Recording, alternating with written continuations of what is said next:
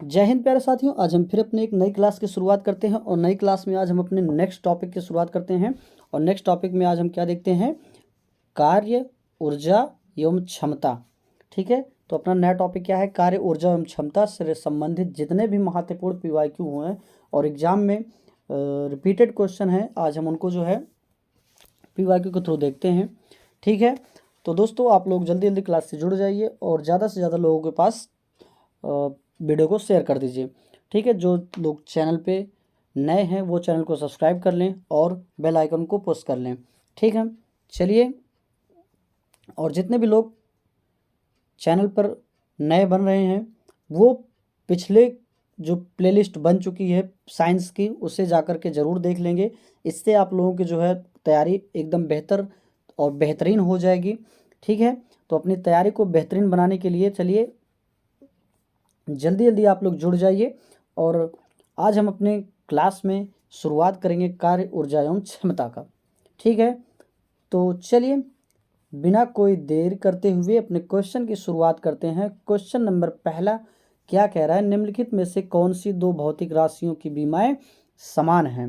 तो कौन सी ऐसी जो दो भौतिक राशियां हैं जिनकी बीमाएं समान होती हैं, तो कार्य और ऊर्जा, बल और क्षमता, कार्य और क्षमता, क्षमता और गति। तो इसका जो राइट आंसर हो जाएगा वो हो जाएगा कार्य और ऊर्जा। ऑप्शन ए इसका सही जवाब हो जाएगा।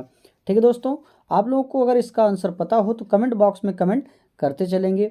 ठीक है, तो जल्दी जल्दी आप लोग क्लास में जुड़ते चलिए। चलिए नेक्स्ट क्वेश्चन की बात करते हैं। घड़ी की स्प्रिंग में संरक्षित ऊर्जा होती है, क्या होती है, घड़ी की स्प्रिंग में संरक्षित ऊर्जा। तो स्प्रिंग में कौन सी ऊर्जा स्थित होती है, तो स्प्रिंग में स्थितिज ऊर्जा विद्यमान रहती है। ठीक है, ऑप्शन क्वेश्चन 2 का ऑप्शन बी राइट आंसर हो जाएगा। ठीक है, चलिए आगे बात करते हैं क्वेश्चन नंबर 3 की। तो क्वेश्चन नंबर 3 कह रहा है, घर के छत या छप्पर से एक पत्थर को भूमि सतह पर गिराया जाता है, पत्थर की गतिज ऊर्जा कब अधिकतम होगी।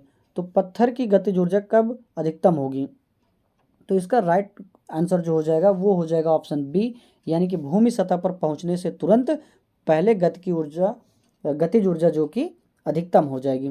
ठीक है, मान लो यहाँ पे कोई एक छत है, ठीक है, और इस छत से कोई पत्थर फेंका जाता है। ये पृथ्वी है, ये क्या है, अर्थ है, और ये प्रूफ है। ठीक है, तो छत से कोई पत्थर पृथ्वी की ओर गिराया जा रहा है, क्या किया जा रहा है, पृथ्वी की ओर गिराया जा रहा है। तो पूछ रहा है गतिज ऊर्जा, पत्थर की गतिज ऊर्जा कब अधिकतम होगी, गिरने के तुरंत बाद होगी, भूमि सतह पर पहुंचने से तुरंत पहले होगी, भूमि सतह पर पहुंचने के तुरंत बाद होगी, या आधी दूरी तय करने के बाद। तो भूमि सतह पर पहुंचने से तुरंत पहले, यानी कि जब भूमि पर पहुंचने वाली रहेगी तब ही उसकी गतिज ऊर्जा अधिकतम हो जाएगी। ठीक है, समझ में आया आप लोगों को, आगे बढ़ा जाए। चलिए क्वेश्चन 4 की बात करते हैं। क्वेश्चन 4 कह रहा है, निम्नलिखित में कौन सा ऊर्जा का स्वच्छतम स्रोत संसाधन है। तो ऊर्जा का स्वच्छतम स्रोत संसाधन जो कि पवन ऊर्जा है, और यह इंपॉर्टेंट क्वेश्चन है। ठीक है, चलिए क्वेश्चन नंबर 5 की बात करते हैं। क्वेश्चन नंबर 5 कह रहा है, निम्नलिखित में से कौन ऊर्जा का गैर पारंपरिक स्रोत नहीं है। गैर पारंपरिक स्रोत कौन सा नहीं है, प्राकृतिक गैस। ठीक है, बाकी सभी जितने हैं सौर ऊर्जा, पवन ऊर्जा, ज्वारीय ऊर्जा, ये सब पारंपरिक गैस के स्रोत हैं। ठीक है, पारंपरिक ऊर्जा के स्रोत हैं। ठीक है, चलिए क्वेश्चन 6 की बात करते हैं। गतिज ऊर्जा निर्भर करती है, तो गतिज ऊर्जा किस पर निर्भर करती है, गतिज ऊर्जा निर्भर करती है गतिशील वस्तु के द्रव्यमान और वेग के।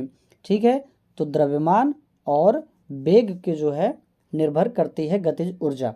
ठीक है, ऑप्शन डी इसका सही जवाब हो जाएगा। ठीक है प्यारे साथी, चलिए आगे बात करते हैं क्वेश्चन नंबर 7 की। तो क्वेश्चन नंबर 7 कह रहा है, निम्नलिखित में से कौन सा ऊर्जा स्रोत भारत के ऊर्जा उत्पादन क्षेत्र में बड़ी हिस्सेदारी रखता है।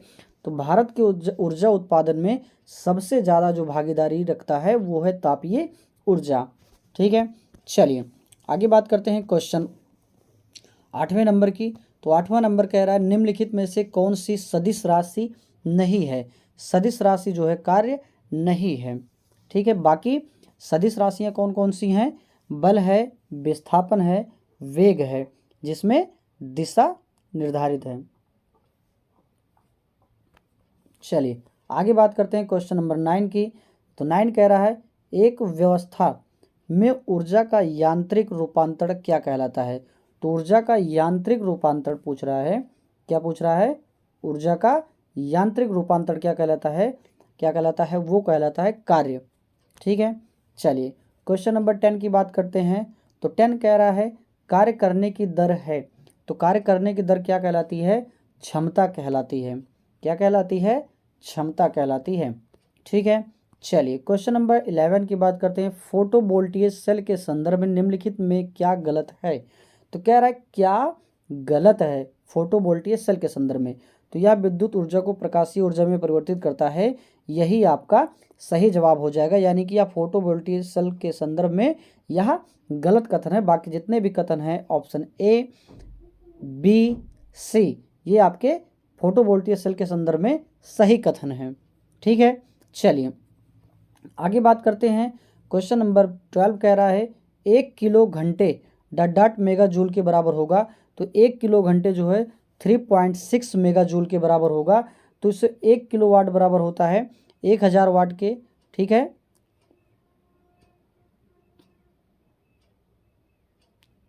तो कह रहा है 1 किलो वाट घंटे डॉट मेगा जूल के बराबर है।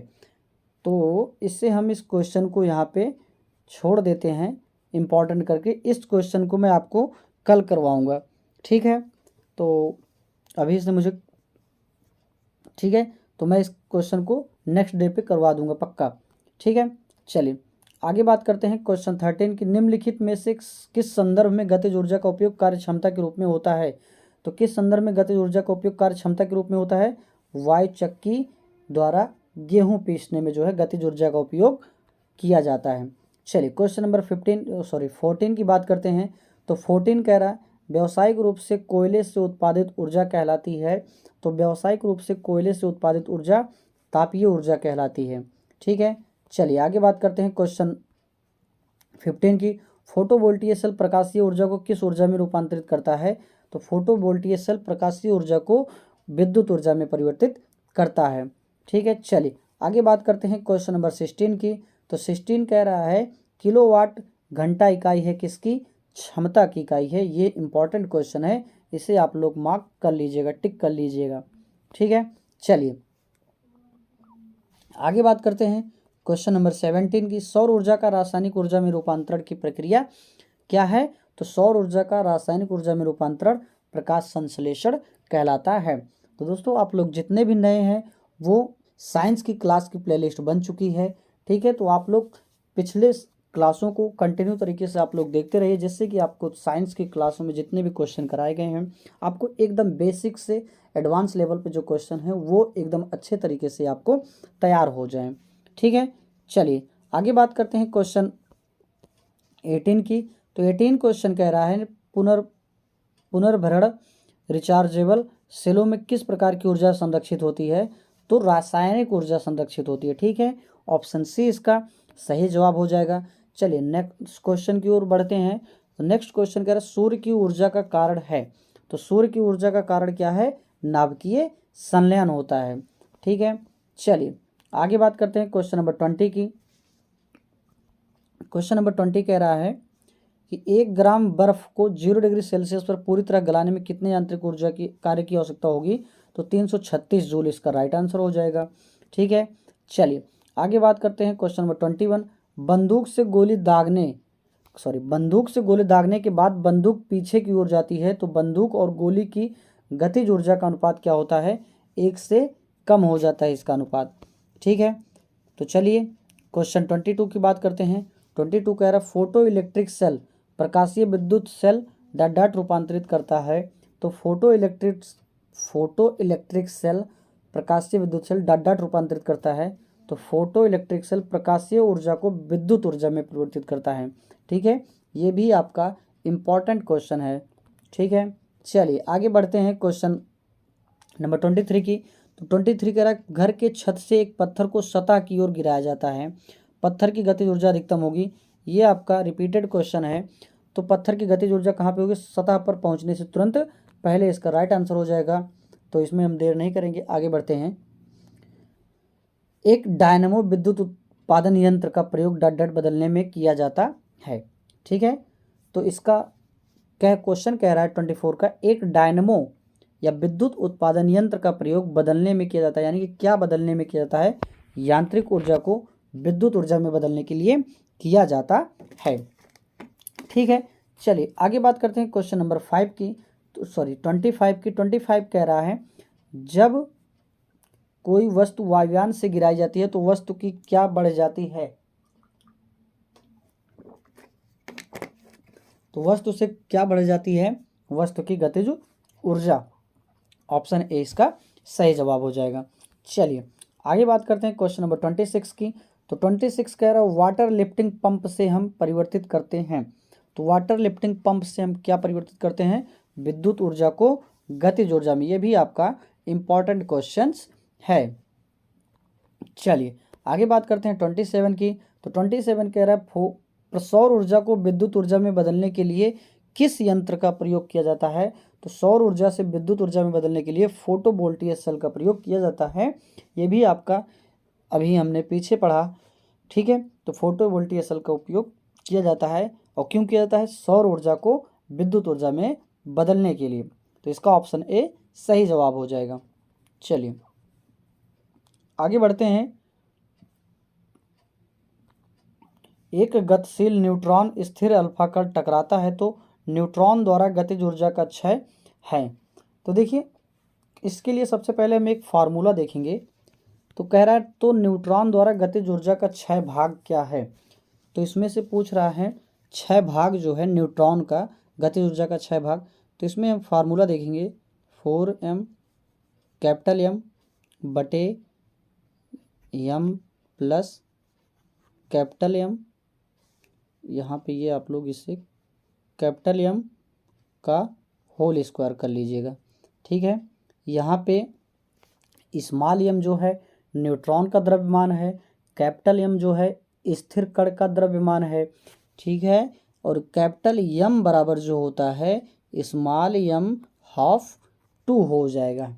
ठीक है, तो चलिए इसी फार्मूला पे अब आप लोग इसे रख दीजिएगा, 4 इंटू, ठीक है, सॉरी 4m कर दीजिए इंटू m/2 के अपान, ठीक है, अपान क्या करेंगे, अब हम अपान कर देंगे हम जो है m प्लस m/2 का होल स्क्वायर। ठीक है, अब इतना आप लोगों को समझ में आ गया। चलिए आगे बात करते हैं अब हम जो है, चलिए हम इसे पूरा रेज कर देते हैं। आगे जो हमारा हो जाएगा, क्या हो जाएगा, 4m का स्क्वायर हाफ 2 अपान 3m का स्क्वायर अपान 2 का होल स्क्वायर। चलिए इसे हम हल करेंगे जब हम, तो 4m का स्क्वायर अपान 2 हो जाएगा यहाँ पे, और 3 त्रिके 9m स्क्वायर अपान 4 हो जाएगा। ठीक है, अब चलिए अब हम इससे यहाँ पे m का स्क्वायर से m का स्क्वायर कैंसिल हो जाएगा, और क्या हो जाएगा, 2 का गुणा 9 में कर देंगे और 4 का गुणा जो है 4 में कर देंगे, तो बराबर क्या आ जाएगा, यानी कि तो 4 चौके 16 हो जाएगा और 9 दूनी 18, तो 16/18, यानी कि अब इसे काट देंगे, 2 8 16, 2 9 18, तो 8/9 इसका सही जवाब हो जाएगा। तो 8/9 इसमें सही कोई भी ऑप्शन नहीं दिया गया है, तो इसमें सभी ऑप्शंस आप लोग काट करके 8/9 इसका राइट जवाब हो जाएगा। ठीक है, चलिए समझ में आया आप लोगों को। तो आप लोग फार्मूला देखे रहिएगा, इस फार्मूला से ही जो है आप लोग इसे हल कर सकते हैं। ठीक है, चलिए आगे बात करते हैं क्वेश्चन नंबर 29 की। निम्नलिखित में से कौन सा समान मात्रात्मक इकाई रखता है। तो समान मात्रात्मक इकाई रखने वाले इसमें कौन कौन से, कार्य और क्षमता, आघूर्ण और जड़त्व संवेग, कार्य और आघूर्ण, आघूर्ण और कोणीय संवेग। तो कार्य और आघूर्ण इसके राइट जवाब हो जाएंगे। चलिए आगे बात करते हैं क्वेश्चन नंबर 13 की। तो क्वेश्चन नंबर 30 कह रहा है, निम्नलिखित में से क्या वैश्विक ऊर्जा का महत्वपूर्ण द्वितीयक स्रोत है। तो वैश्विक ऊर्जा का महत्वपूर्ण द्वितीयक स्रोत क्या है, नवीकरणीय ऊर्जा। चलिए क्वेश्चन नंबर 31 की बात करते हैं। तो 31 क्या कह रहा है, तारे के अक्षय या अनंत ऊर्जा का कारण क्या है। तो तारों में जो ऊर्जा का कारण क्या है वो है हाइड्रोजन का हीलियम में परिवर्तन। ठीक है, तो क्या कह रहा है, हाइड्रोजन का हीलियम में परिवर्तन। तो ऑप्शन ए इसका सही जवाब हो जाएगा। चलिए आगे देखते हैं क्वेश्चन नंबर 32 की। निम्नलिखित में से किस प्रक्रिया के कारण सूर्य से ऊर्जा मुक्त होती है। तो सूर्य से ऊर्जा किस प्रक्रिया के कारण उत्पन्न होती है, नाभिकीय संलयन के कारण। ऑप्शन बी सही जवाब इसका हो जाएगा। चलिए आगे बात करते हैं, भोजन की ऊर्जा किस इकाई द्वारा मापी जाती है। तो भोजन की ऊर्जा कैलोरी द्वारा मापी जाती है। एक कैलोरी बराबर कितना जूल होता है, आप लोग इसे ज़रूर बताइएगा कमेंट बॉक्स में। ठीक है, चलिए आगे बात करते हैं, जेट वायुयान में डाट ऊर्जा होती है। तो जेट वायुयान में गतिज और स्थितिज ऊर्जा दोनों विद्यमान होती है। ऑप्शन डी इसका सही जवाब हो जाएगा। तो चलिए आगे बात करते हैं क्वेश्चन नंबर 35 की। तो 35 कह रहा है, जब किसी गतिशील वस्तु का वेग आधा हो जाए तो इसकी क्या हो, यानी कि इसका क्या होगा, गतिज ऊर्जा मूल गतिज ऊर्जा की चौथाई हो जाएगी, गतिज ऊर्जा मूल गतिज ऊर्जा की दोगुनी हो जाएगी, गतिज ऊर्जा में कोई परिवर्तन नहीं होगा, त्वरण 2 गुना हो जाएगा। तो इसका ऑप्शन सही हो जाएगा, ऑप्शन ए गतिज ऊर्जा मूल गतिज ऊर्जा की चौथाई हो जाएगी। ठीक है, चलिए आगे बात करते हैं क्वेश्चन नंबर 36 की। फोटोवोल्टेइक सेल के उपयोग से सौर ऊर्जा को रूपांतरित करके निम्नलिखित में से क्या प्राप्त किया जाता है। तो निम्नलिखित में से विद्युत ऊर्जा को प्राप्त किया जाता है। ये भी रिपीटेड क्वेश्चन है आपका और जो कि इम्पॉर्टेंट भी। ठीक है, चलिए आगे बात करते हैं क्वेश्चन नंबर 37 की। तो 37 क्या आ रहा है, जब एक गेंद को हवा में लंबवत ऊपर की ओर उछाला जाता है तो निम्नलिखित में से उसकी गति के दौरान कौन सी राशि नियत रहती है। तो उसमें जो ऊर्जा विद्यमान रहती है वो नियत रहती है। ठीक है, चलिए आगे बात करते हैं क्वेश्चन नंबर 38 की। 38 कह रहा है, ऊष्मीय ऊर्जा के मानक एसआई इकाई क्या है। तो ऊष्मीय ऊर्जा के मानक इकाई जूल होता है। ठीक है, ऑप्शन ए इसका सही जवाब हो जाएगा। चलिए आगे बात करते हैं क्वेश्चन नंबर 39 की। 39 कह रहा है कि ऊष्मीय मान की इकाई क्या है। तो ऊष्मीय मान की इकाई क्या होती है, किलो जूल प्रति किलोग्राम होती है। तो ये क्या होती है, ऊष्मीय मान की इकाई। चलिए आगे बात करते हैं क्वेश्चन नंबर 40 की। तो 40 कह रहा है, जब मशीन को संचालित किया जाता है तो कुछ ऊर्जा ऊष्मा के रूप में व्यर्थ चली जाती है। इस ऊष्मा उत्सर्जन का कारण क्या है। तो इस ऊष्मा उत्सर्जन का कारण होता है घर्षण। ठीक है, तो यही आपका लास्ट क्वेश्चन था आज का।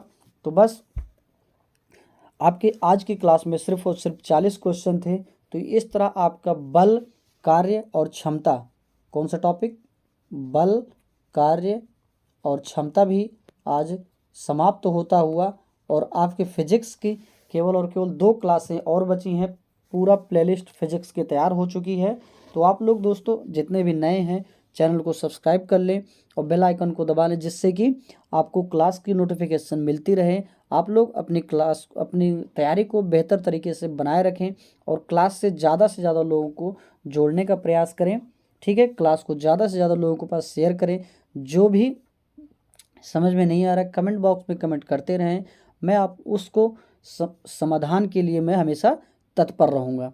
ठीक है, तो बस मिलते हैं अपने नेक्स्ट क्लास में और जय हिंद। सभी लोग अपनी तैयारी को अच्छी तरीके से कंटिन्यू बनाए रखिए।